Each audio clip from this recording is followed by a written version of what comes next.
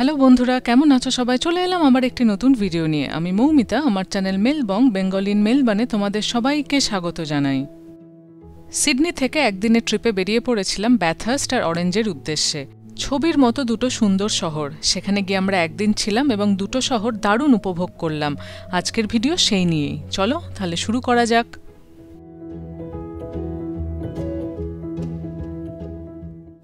আজকে শনিবার, সকাল এখন 9টা বাজে।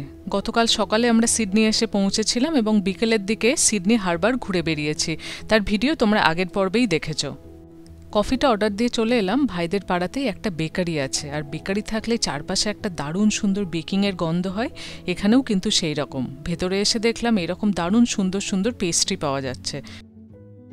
চায়ের সাথে যে টা কথাটা আছে সেটা কিন্তু একেবারেই প্রযোজ্য এই কফির ক্ষেত্রেও। কফিটা শুধু খেলে যা না টেস্ট পাওয়া যায়, তার সাথে একটা ছোট্ট কিছু পেস্ট্রি বা ব্রেড জাতীয় জিনিস খেলে টেস্টটা যেন অনেকটাই বেড়ে যায়। তো আজকে আমরা এখান থেকে নিচ্ছি বাটার ক্রসো। আর বেশি মিষ্টি জিনিস, অন্যান্য জিনিস খেলাম না, জাস্ট বাটার ক্রসো আর কফি। আমরা গাড়িতে উঠে পড়েছি। আজকের ওয়েদার কিন্তু দারুণ ঝলমলে। আমরা সিডনিতে যে কদিন থাকবো সে কদিনই দেখাচ্ছে দারুণ রোদ্দুর থাকবে। তিন্নি তো পুজোর সময় বাড়ি গেছিল, এখনও ফেরেনি। এই ট্রিপে আমরা তিন্নিকে খুব মিস করছি। আজকে আমরা রাত্রিরে গিয়ে থাকবো অরেঞ্জে, কিন্তু মাঝখানে যাওয়ার পথে আমরা দুটো জায়গায় দাঁড়াবো। একটা হলো কাটুম্বা আর একটা হলো ব্যাথহার্স্ট। আপাতত আমরা কাটুম্বার পথে যাচ্ছি। আমাদের যেতে সময় লাগবে প্রায় 1 ঘন্টা 15 মিনিট। সিডনি থেকে ট্রেনেও কিন্তু কাটুম্বা যাওয়া যায়। দেখতেই পাচ্ছ আমাদের সাথে প্যারালালি বাঁদিক দিয়ে একটা ট্রেন চলছে। কাটুম্বা হলো একটি দারুণ সুন্দর মনোরম পাহাড়ি শহর। এটি নিউ সাউথ ওয়েলসের বিখ্যাত ব্লু মাউন্টেন্স অঞ্চলের একটি জনপ্রিয় পর্যটন কেন্দ্র। গল্প করতে করতে আমরা কাটুম্বা পৌঁছে গেলাম। এখানে একসময় জনপ্রিয় কয়লা খনি ছিল এবং তার উপর ভিত্তি করেই এই শহর গড়ে ওঠে। বছরের প্রতিটি ঋতুতেই কাটুম্বা বিভিন্ন সাজে সেজে ওঠে। গ্রীষ্মকালে যেমন সবুজ পাতায় ভরে ওঠে, তেমনি এই সবুজ পাতায় আবার শরতে গিয়ে রঙিন হয়ে যায়। শীতকালে কিন্তু এখানে হালকা হালকা কুয়াশার মাঝে তুষারের আস্তরণও দেখা যায়। এখানকার সবচেয়ে বিখ্যাত স্থান হলো থ্রি সিস্টার্স রক, যেখানে দাঁড়িয়ে পুরো জেমিসন ভ্যালিটা ভালো করে দেখা যায়। তো আমরা সেখানেই যাচ্ছি। একটা ছোট্ট ওয়াকিং ট্রেল আছে, সেটাই কমপ্লিট করব। চলো দেখি কেমন লাগে।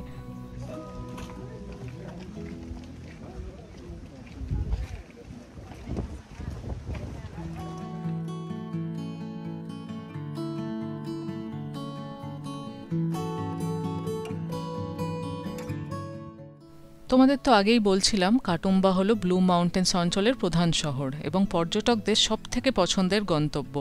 ইউক্যালিপটাস বনাঞ্চল থেকে নির্গত তেলের কণায় সূর্যের আলো প্রতিফলিত হয়ে পুরো পাহাড়ি অঞ্চলকে নীলচে আভার মতো দেখায়। সেই জন্যই এটির নাম ব্লু মাউন্টেন্স।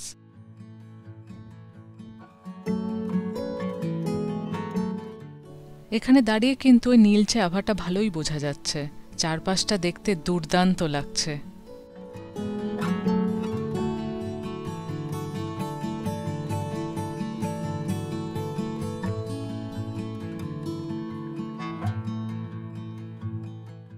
থ্রি সিস্টার্সের ভিউটা এখান থেকে খুব একটা ভালো পাওয়া গেল না। 3টে রকের একটি রক হলো এটি।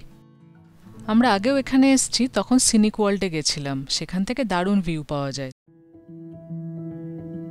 আজকে ভালো ওয়েদার বলে কাটুম্বায় কিন্তু অনেক লোকজন বেড়াতে এসছেন। আমাদের আজকে এখানে বেশিক্ষণ দাঁড়ানোর ফুরসত নেই, আমাদেরকে তো অনেক দূর যেতে হবে, সেই জন্য আমরা বেরিয়ে পড়লাম। কাটুম্বা থেকে ব্যাথহার্স্টের দূরত্ব হলো 98 কিলোমিটার। আমাদের যেতে সময় লাগবে প্রায় 1.5 ঘন্টা।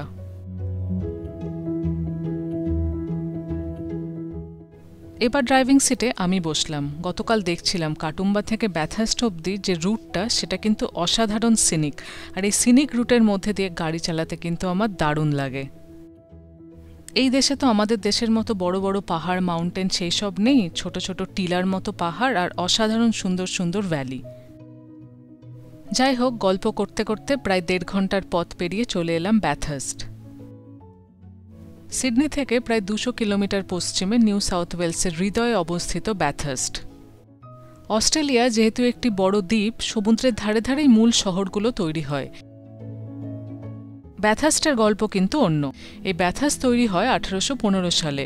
দেশের অন্তঃস্থল অর্থাৎ ইনল্যান্ডে অবস্থিত প্রথম শহর।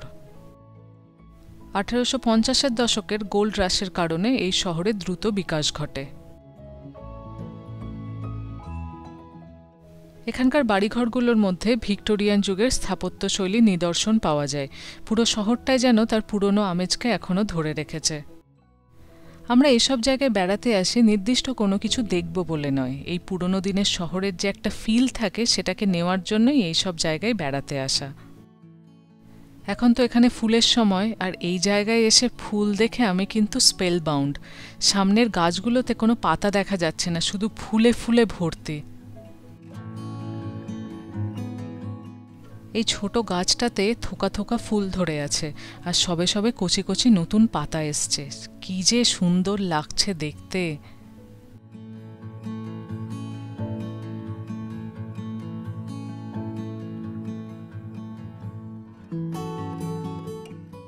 ওই ছোট গাছটিতে থোকা থোকা কয়েকটি ফুল থাকলেও এই বড় গাছটি ফুলে ফুলেই ভর্তি, কোনো পাতাই দেখা যাচ্ছে না। আর অসাধারণ লাগছে এই গাছের তলায় দাঁড়িয়ে। মানে আমি ছবিতে কতটা বোঝাতে পারছি আমি জানি না, কিন্তু আমার সামনে দাঁড়িয়ে যে কি ফিলিং হচ্ছে সেটা ভাষায় প্রকাশ করা সম্ভব নয়।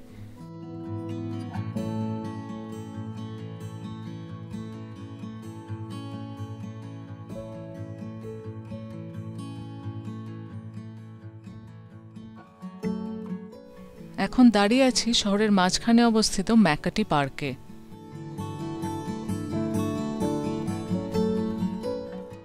ভিক্টোরিয়ান যুগের স্থাপত্যশৈলীর বেশ কিছু নিদর্শন রয়েছে এই পার্কেও। জায়গায় জায়গায় ফোয়ারা, ঘড়ির টাওয়ার। ফোয়ারা আর ঘড়ির টাওয়ারটা উল্টো দিকে আছে। তার আগে এখানে একটা গাড়ির শো হচ্ছে, ভিনটেজ কার শো। চলো সেটা আগে একটু দেখে আসি।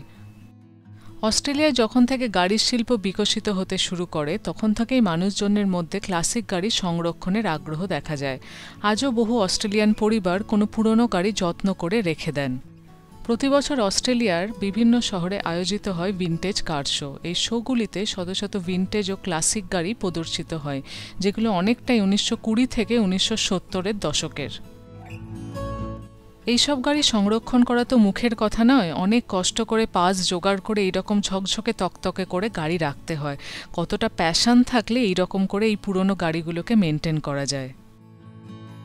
ব্যাথার্স্ট শহরেও এই ভিনটেজ কার সংস্কৃতির কেন্দ্র হিসেবে বিখ্যাত, কারণ এখানেই রয়েছে ঐতিহাসিক মাউন্ট প্যানোরামা সার্কিট, যেখানে প্রায়ই ক্লাসিক কার প্যারেড বা শো অনুষ্ঠিত হয়। প্রতি বছর ব্যাথার্স্ট 1000 রেসের সময় পুরো শহর উৎসব মুখর হয়ে ওঠে। পর্যটক ও গাড়িপ্রেমীদের ভিড়ে মুখর থাকে রাস্তাঘাট। এই ম্যাকাটি পার্কের চারপাশের পরিবেশ অত্যন্ত মনোরম। সুন্দর সুন্দর ফুল দিয়ে সাজানো এই বাগানটি।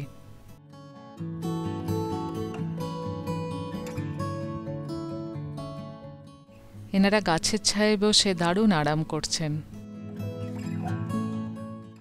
আজকে এখানে ছায়ায় দাঁড়িয়ে যতটাই আরাম লাগছে, রোদের মধ্যে দাঁড়ালে কিন্তু বেশ গরম লাগছে। পার্কের একেবারে উল্টো দিকে চলে এলাম। এখানে এই টাওয়ারটা রয়েছে, আর সামনের দিকে সুন্দর সুন্দর মূর্তি। অনেকটা বেলা হয়ে গেছে আর আমাদের খিদে পেয়ে গেছে। আমরা এখন একটা খাবার দোকান খুঁজে বেড়াচ্ছি।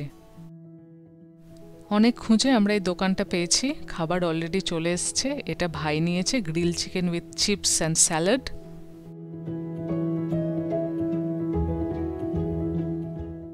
আমি আর সৈকত নিয়েছি গ্রিক চিকেন র্যাপ, চিকেন সোভলাকি। ভেতরটা দেখতেই পাচ্ছ, চিকেন, টমেটো, লেটুস আর তাজিকির পুরে ঠাসা। খেতে কিন্তু দুর্দান্ত লাগছে, আর খুব খিদে পেয়েছে তো সেই জন্য আরও বেশি ভালো লাগছে। একটা দারুণ লাঞ্চের পর আমরা একটু হেঁটে চলে বেড়াচ্ছি, কারণ গাড়িতে উঠলেই তো আবার বসে পড়তে হবে, আর খাওয়ার পর 10 মিনিট একটু হাঁটলে বেশ শরীরটাও একটু হালকা লাগে। এই ফুলগুলো দেখতে কিন্তু দারুণ লাগছে। রোদ্দুর পড়ে আরও বেশি যেন ঝলমল করছে। আবার আমরা গাড়িতে উঠে পড়লাম। ব্যাথার্স্ট থেকে অরেঞ্জের দূরত্ব হলো প্রায় 55 কিলোমিটার। যেতে সময় লাগবে ওই 50 থেকে 55 মিনিট। এই রাস্তাটা যেন আগের রাস্তার থেকেও বেশি সুন্দর। চারপাশে সুন্দর ভ্যালি আর গাছপালা একেবারে সবুজ হয়ে আছে। দেখতে কিন্তু অসাধারণ লাগছে। আর রাস্তাগুলো দেখো, অল্প অল্প ঢেউ খেলানো, এই উপরে উঠছে, এই নিচে নেমে যাচ্ছে। খুব সুন্দর লাগছে।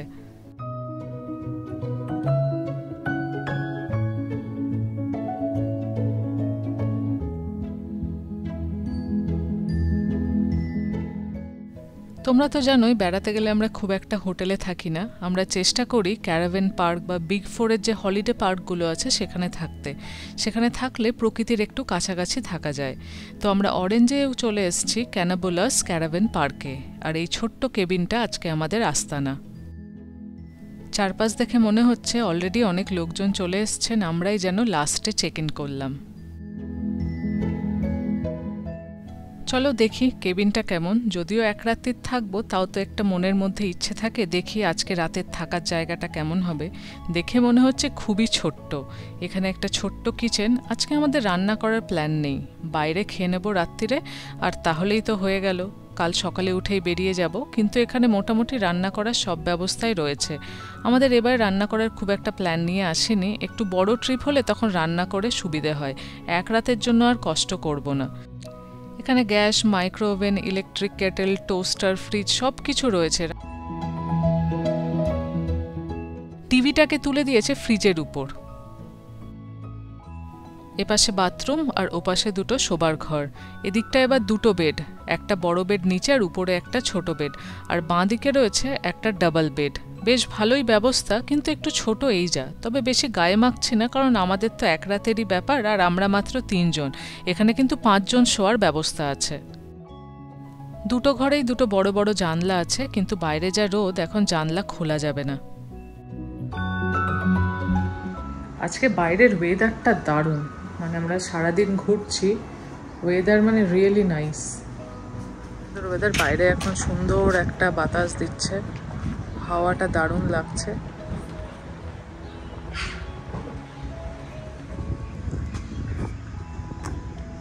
এই পার্কের লোক গম গম করছে।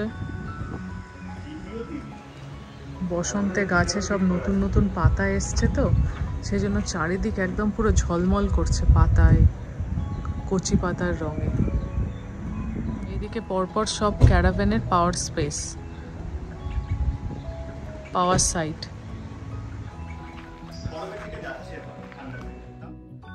বিকেলে এখন 5:30 বাজে। অনেকটা গাড়ি চালিয়ে আসার পর একটু টায়ার্ড লাগছে, সেই জন্য একটু ব্ল্যাক কফি নিয়ে বসলাম। বাইরে সুন্দর হাওয়া দিচ্ছে, অল্প অল্প রোদ্দুর, অসাধারণ লাগছে এখানে বসে এখন ব্ল্যাক কফি খেয়ে। এরপর আমরা একটু বেরিয়ে পড়ব অরেঞ্জটা ঘুরে দেখতে। কালকে সকালে তো ঘুরবই, আজকে সন্ধ্যেবেলা একটু গিয়ে দেখে আসি চারপাশের শহরটা কেমন লাগছে। সিডনি থেকে প্রায় 250 কিলোমিটার পশ্চিমে অবস্থিত নিউ সাউথ ওয়েলসের কেন্দ্রে অবস্থিত অরেঞ্জ হলো এমন একটি শহর যা এখানকার ফল, ওয়াইন, পাহাড়ি দৃশ্য এবং আর্ট ও কালচারের জন্য বিখ্যাত। এখানকার অন্যতম বৈশিষ্ট্য হলো এখানকার বিভিন্ন ঋতুতে প্রকৃতির রূপ কিন্তু একেবারে বদলে যায়, প্রকৃতি নিজেকে নতুন নতুন রূপে মেলে ধরে। এখন দেখতেই পাচ্ছ গাছে নতুন নতুন পাতা এসছে, প্রকৃতি এখন সবুজে ভরে উঠছে। এখানে স্থানীয় সংস্কৃতি ঘিরে রয়েছে ফুড অ্যান্ড ওয়াইন ফেস্টিভ্যাল। অরেঞ্জকে বলা হয় নিউ সাউথ ওয়েলসের ওয়াইন ক্যাপিটাল। এখানকার ঠান্ডা জলবায়ুতে উৎপাদিত ওয়াইন, বিশেষ করে শার্ডনে অ্যান্ড সিরাজ, সারা বিশ্বে সমাদৃত। এই শহরের ইতিহাসও কিন্তু বেশ সমৃদ্ধ। 1900 শতকের গোল্ড রাশের সময় এই শহরের বিকাশ ঘটে। সেই জন্য অন্যান্য শহরের মতো এখানেও অনেক পুরনো দিনের বিল্ডিং, পুরনো চার্চ, প্রশস্ত রাস্তাঘাট দেখা যায়। গাড়ি থেকে নেমে হাঁটতে শুরু করলাম। এখন যেহেতু সন্ধে হয়ে গেছে, সেই জন্য রাস্তাঘাটে লোকজনের সংখ্যা খুবই কম। এই বিল্ডিংটার সামনে দাঁড়িয়ে পড়লাম। এত সুন্দর লাগছিল এটা দেখতে। এটা সেন্টার পয়েন্ট আর্কেড। এখন তো বন্ধ হয়ে গেছে, কিন্তু বাইরে থেকে বিল্ডিংয়ের সৌন্দর্য দেখে আমরা অবাক। পুরনো দিনের যে রাজবাড়িগুলো হতো না আমাদের, অনেকটা সেই রকম দেখতে লাগছিল। অস্তমিত সূর্যের আলো এসে পড়েছে এই বিল্ডিংয়ের গায়ে।